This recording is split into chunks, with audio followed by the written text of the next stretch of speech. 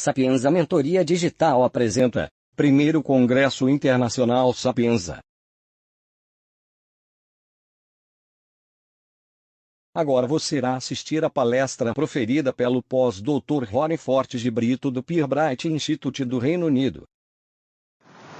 Olá pessoal, o meu nome é Rory Brito.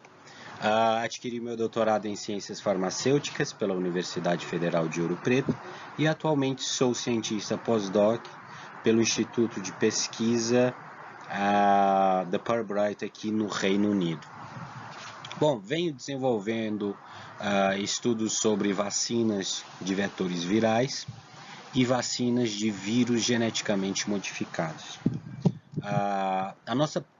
O nosso seminário de hoje é sobre plataformas para o desenvolvimento de vacinas. Então, algumas das plataformas que vêm sendo utilizadas e como elas evoluíram ao longo das últimas décadas.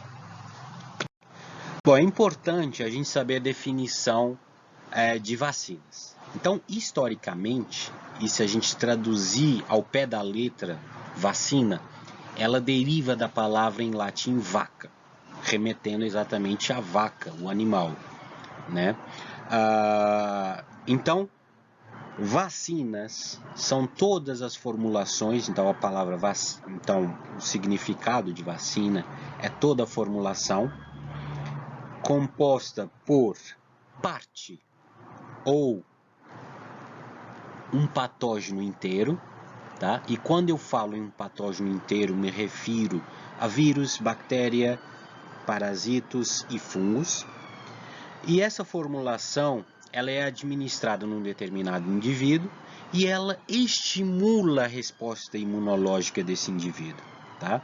Desenvolvendo assim uma imunidade contra uma determinada doença.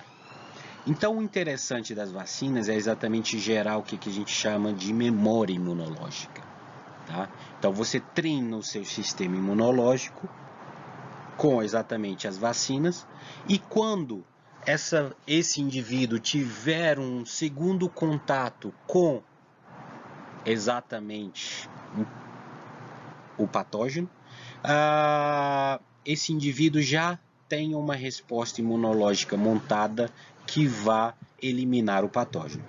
Então, se a gente observar esse gráfico aqui, onde no eixo X nós temos o tempo e no eixo Y a resposta imunológica que a gente chama de adaptativa, né?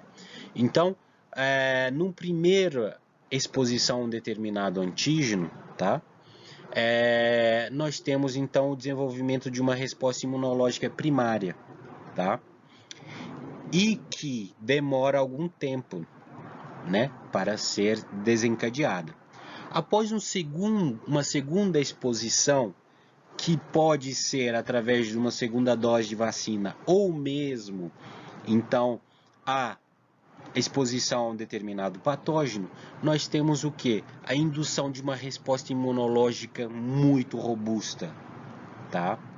E que é desencadeada num curto período de tempo. Então, esses mecanismos que são exatamente importantíssimos para que as vacinas possam desencadear uma resposta imunológica capaz de eliminar um patógeno e, sendo assim, elas são utilizadas preferencialmente como medidas profiláticas, tá? Então, se a gente for na história das vacinas, tá? A gente vai lá no século XVIII, tá?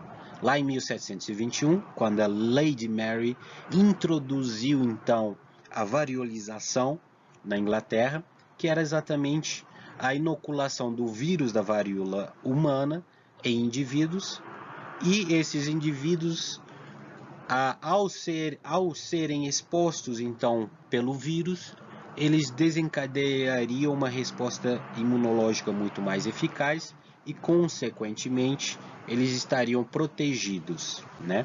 Mas esse processo foi rapidamente erradicado, né? Porque ao inocular esses vírus, o vírus da varíola humana, desencadeava-se muitos efeitos adversos graves nas pessoas, tá? Então, lá em 1796, o cientista e médico Edward Jenner, ele fez uma grande observação, tá? Ele observou que pessoas que trabalhavam com as vacas leiteiras e onde a gente tinha a circulação, então, da varíola bovina, tá? Então, as vacas infectadas pelo vírus, essas pessoas, elas não apresentavam sintomas da varíola humana, tá? Então, elas estariam protegidas contra a varíola humana. Então, nesse ano, a gente teve o primeiro experimento de vacinação. Então, Edward Jenner inoculou o vírus da varíola bovina em uma criança de 8 anos, tá? Então, de forma totalmente empírica. E esse indivíduo foi desafiado, né, com o vírus da varíola humana. E o que observou-se? Uma proteção. Então, a partir desse momento, isso daí foi um marco, né, para a imunologia, para a vacinologia. Então, era a primeira vacina contra uma determinada doença, tá? Então, algum tempo depois, né, em torno de um século depois, Louis Pasteur, né, através de experimentos comprovando de fato o que você tem na composição vacinal, ele criou então a primeira vacina em um laboratório. Então, Edward Jenner fez tudo de forma muito empírica, enquanto que o Pasteur, Louis Pasteur, francês, ele veio através de vários experimentos comprovando e demonstrando o que se tinha numa vacina, tá? Então, a partir desse momento, o que a gente observa é o desenvolvimento de inúmeras vacinas para diferentes doenças, tá? Então, depois a gente tem a vacina do BCG contra a tuberculose, tá? Se vocês recordarem, a gente tem uma marca, né, no braço, exatamente um efeito dessa vacina, um efeito dessa vacina, dessa vacina. E a partir desse momento a gente começa a observar várias vacinas surgindo e sendo desenvolvidas contra diversas doenças como febre amarela, a poliomielite, rubéola, hepatite, enfim, né? E se a gente voltar há 2 anos atrás, a gente pode lembrar então do vírus da ebola, né? Então, aprovada de forma emergencial, né? E mais recentemente, né? Se a gente que está nessa situação de pandemia, nós tivemos então a primeira vacina contra a Covid-19 no ano passado, então sendo aprovada, tá? Então, todos esses processos, tá, já demonstraram que as vacinas são capazes de prevenir contra inúmeras doenças, tá? E várias dessas doenças foram erradicadas do nosso globo. Um exemplo mais recente de erradicação é da poliomielite, tá? Então, em agosto de 2019, a poliomielite foi completamente erradicada, onde a gente tinha o último continente com poliomielite, que era exatamente o continente africano, e que recebeu o certificado de erradicação da poliomielite, tá? Então, as vacinas são muito importantes no processo, então, para todo o sistema de saúde de uma determinada população, tá? Um grande exemplo que eu gosto de trazer, que aconteceu em 2017, quando a gente teve então um surto de casos de febre amarela, tá? É exatamente o que eles chamam da ilha no meio do surto. Então, o que aconteceu? Num determinado município de Minas Gerais, chamado Franciscópolis, então, num determinado momento, a responsável de saúde, ela foi informada da morte, ou então que alguns primatas não humanos, alguns macacos, estavam morrendo, tá? De forma misteriosa. Então, ela, por ser responsável pelo programa de imunização desse município, que ela já começou, de pronto ela fez? Começou então o processo de imunização de pessoas com a vacina da febre amarela, tá? Então, se a gente lembrar, pessoal, é importante deixar claro que os macacos não são os vilões da febre amarela, pelo contrário, eles são sentinelas, tá? Eles sinalizam quando a doença está circulando. Então, foi através disso que esse profissional de saúde começou o processo de imunização no município de Franciscópolis. E o que a gente observou alguns meses depois é que todos os municípios ao redor do Franciscópolis apresentaram surtos de febre amarela, enquanto que o município de Franciscópolis não apresentou casos de febre amarela. Então, isso demonstra a importância das vacinas, tá, no contexto de saúde pública. Quando a gente pensa do Brasil, né, aonde que essas vacinas são produzidas, tá? Então, nós temos dois grandes polos no Brasil, tá? Dois grandes institutos de pesquisa que prestam um papel fundamental para a saúde da população brasileira, tá? Então, a Fundação Oswaldo Cruz, Fiocruz, conhecida, e o Instituto Butantan, tá? Então, elas são responsáveis por inúmeras... então, elas produzem inúmeras vacinas, tá? Contra diferentes doenças. E, se a gente recordar mais recentemente, elas também são responsáveis pela produção de algumas das vacinas contra a Covid-19.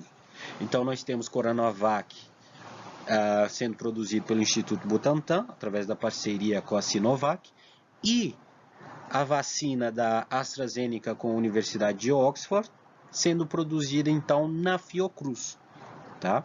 Então, esses dois institutos são importantíssimos, então, para todo o programa de imunização do Brasil, tá?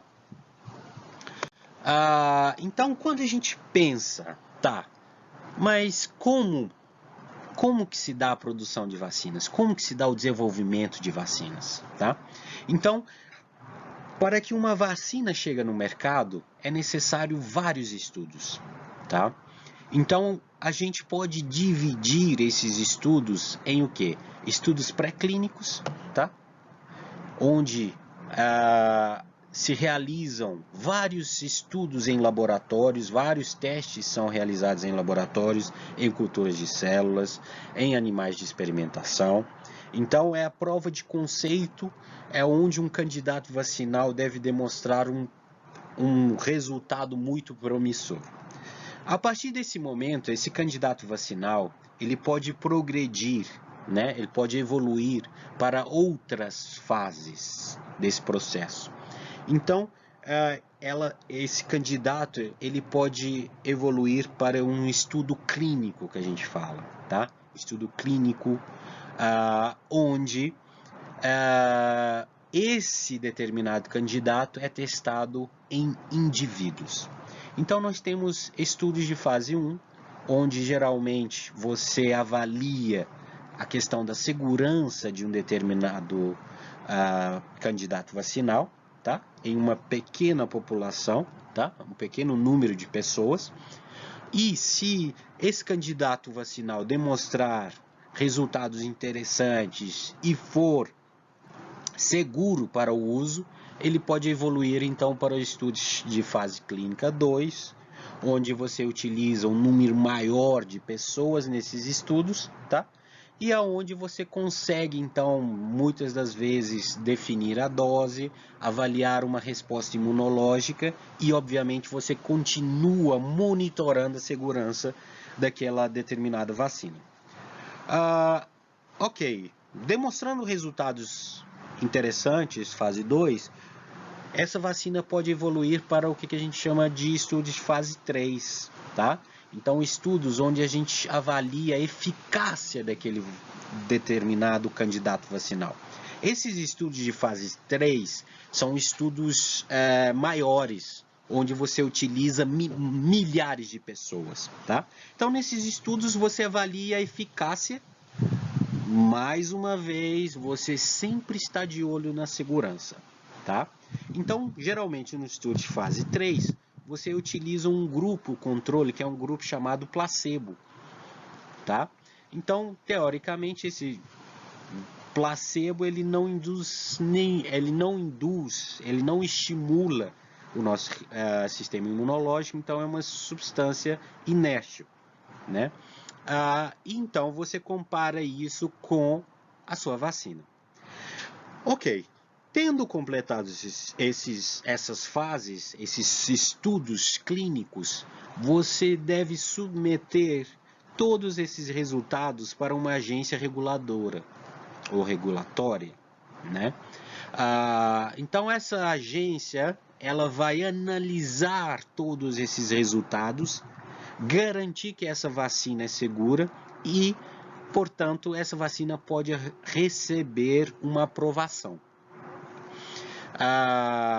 Então, por exemplo, nos Estados Unidos nós temos a FDA, no Brasil a gente tem a Anvisa, enfim, aqui na Europa a gente tem o EMA. Então, em determinadas regiões do globo, você tem uma agência reguladora, tá? Então, após o processo de avaliação desses resultados, a vacina pode ou não ser aprovada para o uso em uma larga população, tá? Então é um processo muito demorado, tá? Então a média, desde os estudos pré-clínicos, a média de anos necessários para se desenvolver uma vacina, desde os estudos pré-clínicos até a vacina chegar no mercado, é de 10 a 20 anos, tá?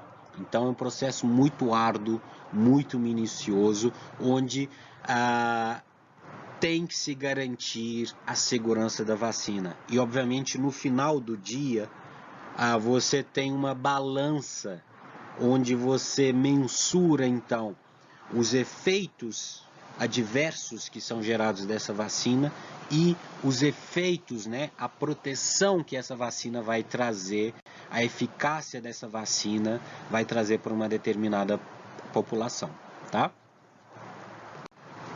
Portanto, esse processo é muito demorado, como eu já falei, né? Então, aqui nós temos um quadro que demonstra, tá? Que mostra os anos que demoraram para desenvolver determinadas vacinas contra, como por exemplo, pólio, febre tifoide, febre amarela, influenza, enfim, até o coronavírus.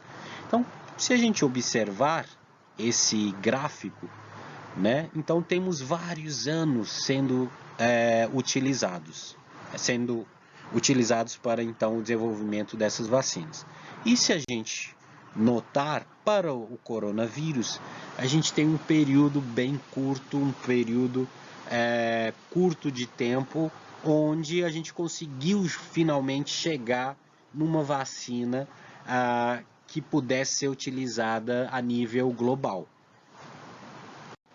E tudo isso, pessoal, é importante a gente deixar claro, tudo isso é um conjunto de fatores, tá?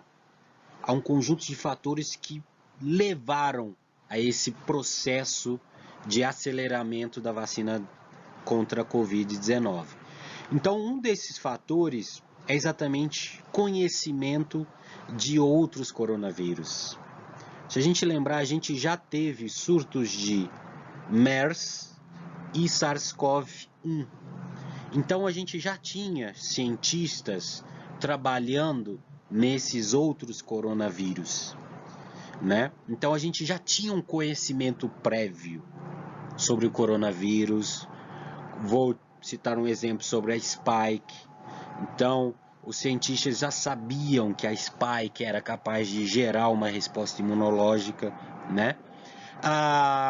Outro fator Hoje nós temos tecnologias de ponta, tá, pessoal? Nós temos high-tech, né? Então hoje nós temos nanopartículas, né? Nós conseguimos, através de ferramentas genéticas, modificar o DNA, modificar um RNA mensageiro, enfim, nós temos várias alternativas de tecnologias de ponta, né? Então, como por exemplo, uma vacina de uma molécula de RNA, até 10 anos atrás era uma coisa, até 20 anos atrás era uma coisa completamente impossível. A gente sabe que a molécula de RNA é extremamente instável, né? O tempo de meia-vida da molécula é curto, né? Então tudo isso foi melhorado através de tecnologias, tá? Então hoje nós temos vacinas de RNA, né? Outro fator importante, a colaboração entre diversos cientistas no mundo inteiro, tá? Então, quando surgiu o coronavírus, rapidamente a sequência genômica, né, a sequência do vírus já estava disponível. Então, uma pessoa na Arábia, China, na Austrália, no Brasil já poderia ter acesso a esse genoma, né, esse conteúdo genético do vírus, tá, em um computador, né?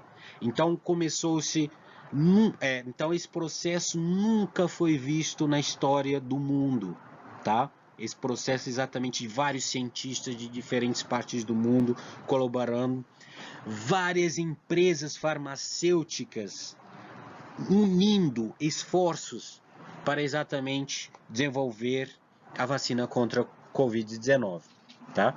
Obviamente a gente não pode deixar de citar cientistas de topo que a gente tem no mundo. Então, cientistas de diferentes áreas do conhecimento, tá?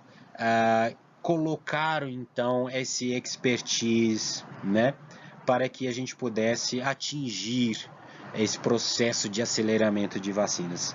E, obviamente, a combinação dessas fases que eu falei anteriormente, né?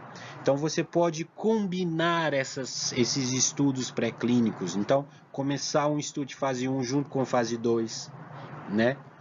E depois já iniciar a fase 3. Então, tudo isso você encurta o tempo necessário para conduzir esses testes e, obviamente, você ganha tempo. Então, todos esses fatores aí foram importantes e contribuíram nesse processo de aceleramento do desenvolvimento de uma vacina contra Covid-19, tá? Então, quais são as plataformas disponíveis, tá, para o desenvolvimento de vacinas? Nós temos chamadas, né, as plataformas clássicas, que são, o vírus todo. Não, eu resolvi trazer e deixar essa palestra mais voltada para vírus devido ao coronavírus. Então vocês vão ver que muitos exemplos são de vacinas contra a Covid-19. Por quê? Primeiro que é um tema que todo mundo, né, tá lidando hoje, tá? E segundo, que se a gente observar para o vírus, né, para o coronavírus, para o SARS-CoV-2, foram empregadas praticamente todas as plataformas disponíveis de desenvolvimento de vacinas, tá? Então, se a gente observar as plataformas clássicas, né, o vírus todo, tá, inativado ou atenuado, proteína de uma subunidade proteica, uma proteína recombinante, ou uma partícula mimetizando então um vírus, tá? E mais recente, ou então o que a gente pode falar de tecnologias da próxima geração, ou plataformas, né, das próximas gerações de vacinas, são o quê? Vacinas baseadas em vetores virais, DNA, vacinas de DNA, mais recentemente vacinas de RNA, e também temos algumas vacinas de células apresentadoras de antígeno, tá? Então nós temos várias plataformas muito interessantes de desenvolvimento de vacinas, tá? Então aqui eu trago falando sobre vírus, mas você poderia aplicar isso para um parasito, como por exemplo, né? Ou uma bactéria.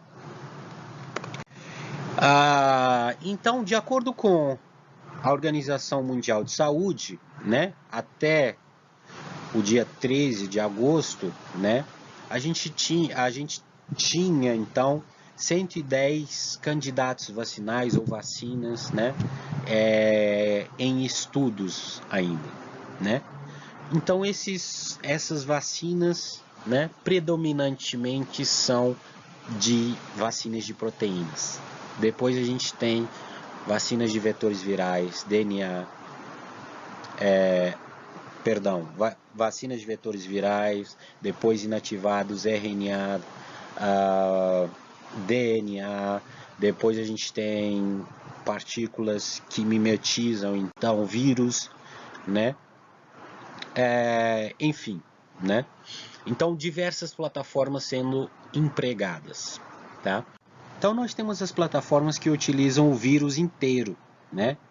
Tanto atenuado, que é exatamente um vírus enfraquecido, tá? Então nesse processo de atenuação do vírus, podemos passar, né, o vírus em realizar várias passagens do vírus em cultura celular, ou mesmo deletar ou inserir um determinado gene que vai levar então a essa atenuação. Um exemplo dessa vacina contra a Covid-19 é a Covivac, tá? Nós podemos ter também o vírus inativado. O exemplo clássico desse aqui é o Coronavac, né? Então, utilizamos a radiação ou então determinados compostos químicos para inativar o vírus, né? Então você tem uma cultura celular onde você tem um determinado uma determinada célula que é suscetível a exatamente o SARS-CoV-2. Então você tem essa cultura com muito vírus, então você leva então a um processo de inativação e depois você consegue então purificar esse seu vírus inativado. Uma outra plataforma é exatamente a que utiliza proteínas, né? Então nós podemos ter vacinas de proteínas recombinantes,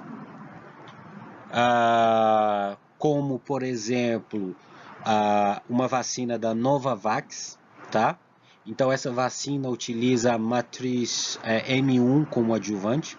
Então o adjuvante é uma substância, né, é um composto que ajuda nesse processo de ativação do nosso sistema imunológico. Então em muitas dessas plataformas utiliza-se adjuvante, tá? Então em muitas formulações vocês vão observar adjuvante X ou Y, dependendo do que a gente quer obter da nossa vacina, né? Podemos ter virus-like particles, né, que a gente chama de as VLPs, tá? Um exemplo, então, é a vacina desenvolvida na Índia, tá? Com outras colaborações. Então, nesse tipo de plataforma, nós temos um conjunto de proteínas que conseguem se arranjar de uma forma que fica muito parecida com a estrutura de um vírus, porém você não tem o material genético, né? Então você tem toda aquela conformação 3D, toda aquela conformação de um vírus, mas sem o conteúdo genético. Uma outra abordagem que é utilizada nessa plataforma também é exatamente de peptídeos, né? Então, você selecionar peptídeos específicos para ligantes de ômega 6 classe 1, ômega 6 classe 2, ou então peptídeos que possam ativar células B, né? E juntar isso daí e formular uma vacina, né? Um exemplo desse é da COV-EPT, né? Dessa empresa farmacêutica Immunotherapeutics.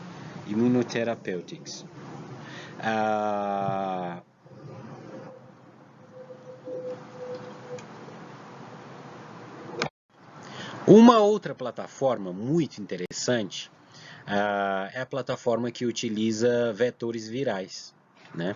Nessas plataformas, utiliza-se vírus que vão carregar um determinado gene de um alvo vacinal. Nessas plataformas, nós temos principalmente os adenovírus, tá? Então, eles são os mais utilizados. Mas podemos ter o vírus do herpes e outros vírus também. Então, quando pensamos num vetor viral, nós temos vetores virais replicáveis, que conseguem replicar, tá? nas células, e não replicáveis, que são os vetores que somente vão levar a informação genética, né? Então, vetores replicáveis. Nós temos um exemplo, que é a vacina que pode ser utilizada inclusive intranasal, que é a vacina da Universidade de Hong Kong, que se baseia no vírus da gripe carregando uma subunidade da proteína spike. Em relação aos vetores não replicáveis, nós temos 3 grandes exemplos, né? E que 2 deles estão sendo utilizados no Brasil. Primeiro, que seria a vacina da AstraZeneca, né? Que contém então um adenovírus de chimpanzé, então é chamado de ChAdOx. Nós temos a vacina da Janssen Pharmaceuticals. Então, a Janssen resolveu trabalhar com um adenovírus humano. Igualmente, a Gamaleya Research Institute, na Rússia, que também utiliza 2 adenovírus, né, combinação de dois adenovírus na vacina Sputnik. Então, essas abordagens são extremamente interessantes porque eles induzem uma resposta imunológica muito robusta, uma resposta imunológica celular e moral muito, muito robusta, né?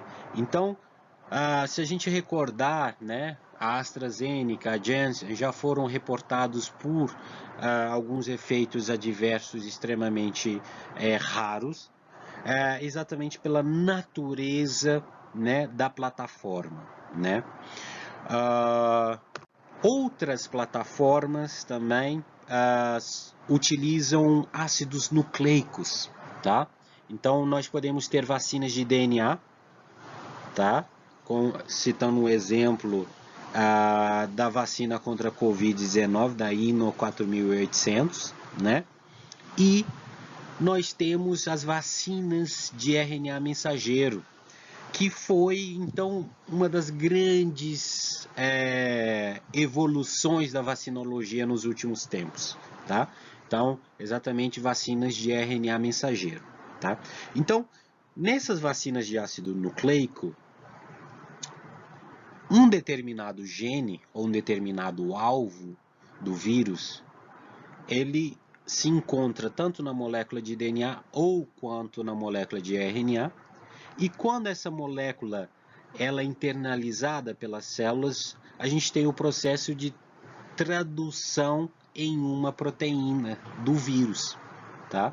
Então, geralmente, e em mais de 90% desses candidatos vacinais que utilizam vacinas de RNA, eles utilizam o alvo o alvo deles, né, é a proteína spike. Então você tem um RNA mensageiro que vai levar a mensagem para a tradução da proteína spike, né? Então as vacinas de RNA mensageiro vieram trazer muitas vantagens, tá?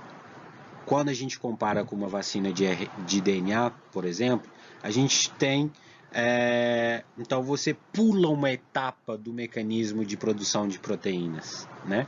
Então você pula a etapa exatamente da transcrição, né? Então você já tem o RNA mensageiro pronto para ser traduzido na proteína, tá? Então você ganha em termos de tempo para se desencadear uma resposta imunológica, tá? E essas vacinas de RNA já se demonstraram ter um perfil extremamente inflamatório, indução de uma resposta imunológica robusta também, né? O que pode ser interessante para determinados patógenos. E por fim, a plataforma que utiliza células apresentadoras de antígeno, tá? É uma plataforma que já foi empregada no passado e hoje então a gente começa a observar o retorno dessa plataforma, tá? Então que é exatamente você utilizar células apresentadoras de antígeno, você primar essas células, tá? Então geralmente você utiliza células dendríticas que são primadas com o quê? Com peptídeos, determinados peptídeos do SARS-CoV-2, e essas células são inoculadas no indivíduo. Então você tem um processo, você consegue pular todos esses processos imunológicos, que é o quê? A proteína, o determinado antígeno ser capturado, ser processado, ser apresentado. Quando você utiliza essas plataformas, você já vai ter a proteína processada e ela sendo apresentada via molécula de MHC. Então você desencadeia uma forte resposta imunológica celular nesse tipo de vacinas, tá? Essa plataforma ela vem sendo muito empregada em terapia celular, né? Principalmente para diversas células cancerígenas, né? Então, basicamente, você treina uma determinada célula dendrítica com peptídeos de células tumorais e você inocula num determinado indivíduo e assim você tem, então, a estimulação, a indução de uma resposta imunológica específica contra aqueles determinados peptídeos, tá? Então, o que a gente observou foi uma evolução tremenda nessas plataformas, tá? Então, e olha que a maioria das nossas vacinas hoje no nosso calendário são derivadas do patógeno inteiro, tá? Então são vacinas de patógenos inativados, mas hoje a gente tem muitas plataformas que vieram acrescentar em muito em relação ao quê? A aumento da especificidade da resposta imunológica e a diminuição de efeitos adversos das vacinas, tá? Então, para você que está assistindo, as vacinas salvam vidas, tá? As vacinas previnem doenças. Então, não deixe de vacinar, né? E essa é a mensagem que eu passo, né? E para finalizar, uma das frases mais motivacionais que eu já vi e que eu gosto muito e tenho colocado nas minhas palestras, que é uma frase do livro do Muhammad Ali, né? Que fala o seguinte: se a sua mente pode conceder e o seu coração pode acreditar, ou seu coração acredita, então você pode conseguir chegar num determinado objetivo, tá? Então, essa mensagem sempre deixe a sua mente fluir, acredite com o coração que você vai conseguir. tá bom? Então, muito obrigado a todos e um grande abraço. Gostou do conteúdo? Deixe sua curtida, se inscreva no nosso canal e ative o sininho para receber novos conteúdos.